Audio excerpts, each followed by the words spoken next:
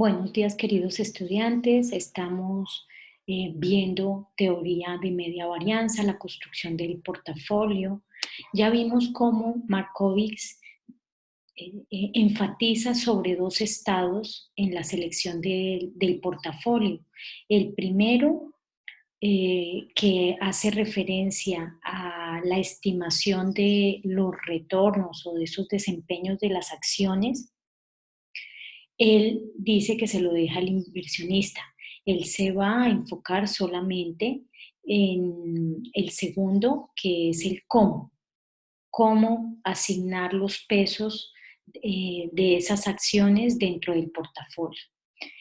Ya vimos que en el primer estado, para el inversionista queda la decisión de qué ventana de tiempo tomar, 1 año, 2 años, 5 años, para hacer la estimación de los retornos y sus correspondientes desviaciones. En el trabajo final estamos tomando 2 años. En el ejemplo veíamos datos diarios de acciones en 1 año, pero esto lo define el inversionista. En la vida real, pues se hacen diferentes escenarios para ver qué tan robusto se torna la composición del portafolio. Sin embargo, esta propuesta hecha por Markowitz en el 52, sencilla de aplicar y que se utiliza en gran medida en el mercado, presenta algunas debilidades. Ustedes pueden observar sus portafolios y van a ver que el de mínimo riesgo está concentrado en un activo, al igual que el de máximo riesgo, ¿cierto? Entonces esa concentración hace que el portafolio no sea diversificado cuando se tiene un perfil de bajo riesgo o de alto riesgo. Entonces, esto se presenta, esta concentración en un solo activo se ha tornado como una debilidad. En el paper del 52, Markowitz analiza el concepto de diversificación, pero este concepto está carente de una medida cuantitativa. Miren lo que él dice en el paper. Él dice, eh, eh, aquí empieza, un portafolio con 60 securities del sector de ferroviario podría ser no muy diversificado, que el mismo, con el mismo tamaño, 60 acciones, pero de diferentes industrias, de ferrovías, de servicios públicos, minería, de empresas de manufactura. Entonces dice que un portafolio, es más probable que un portafolio que tenga firmas que pertenecen a la misma industria se desempeñe en una peor forma que ese mismo con firmas de industrias diferentes. Ahí él hace el análisis de diversificación. Sin embargo, no presenta esa medida cuantitativa y no es suficiente con que las empresas estén en diferentes industrias, porque hay factores que afectan las industrias en la misma medida. Ejemplo, el COVID-19. Todos los sectores están siendo afectados por esta medida. Listo.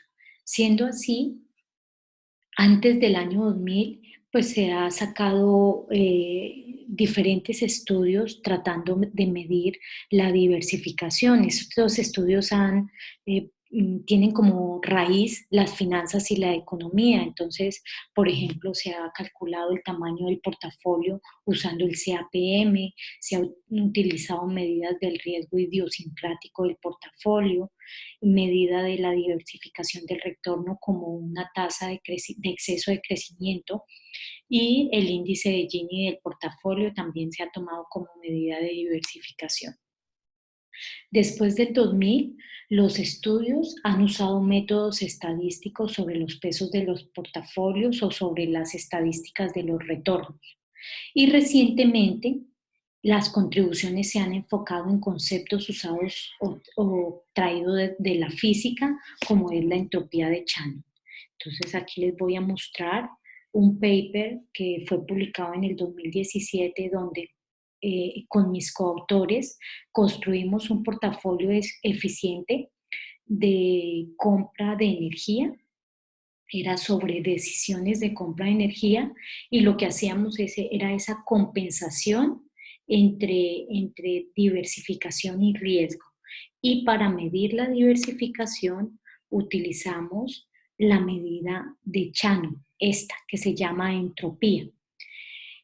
El grado de diversificación del portafolio surge de la teoría de información y en esta teoría se está interesado en medir el grado de desorden de una variable aleatoria.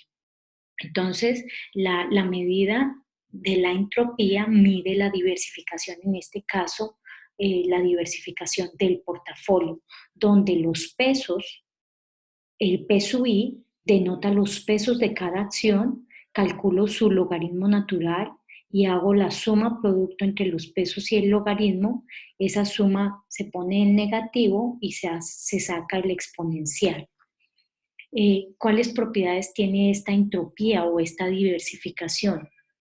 Es máxima cuando todos los pesos son iguales y es máxima e igual al número de activos cuando todos los pesos son iguales.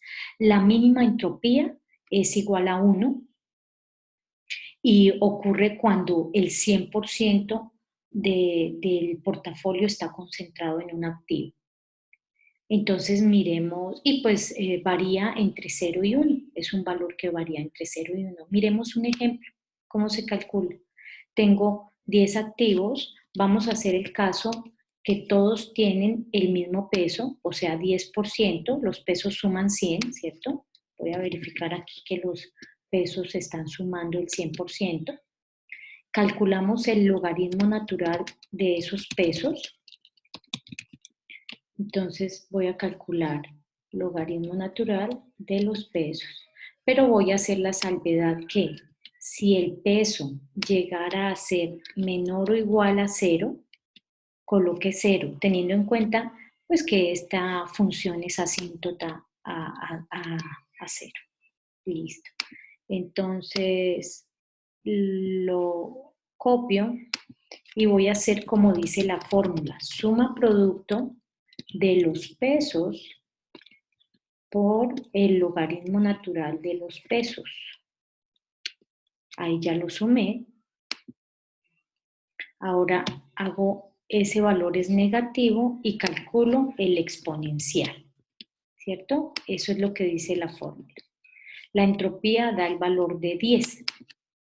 ¿Por qué? Porque todos los pesos son iguales. Ahora bien, si el 100% estuviera concentrado solo en un activo y los demás pesos fueran 0, la entropía sería 1. Si fuera 50% y 50%, la entropía es 2. Si fuera concentrado en 3 activos, la entropía sería 3. En 4 activos, cada uno con el 25%, la entropía sería 4 y así sucesivamente. Entonces, esta entropía me dice el grado de concentración, en cuántos activos está concentrado el portafolio. Espero hayan entendido. Continuaremos ahora con la construcción de la frontera diversificada utilizando el concepto de entropía. Mil gracias.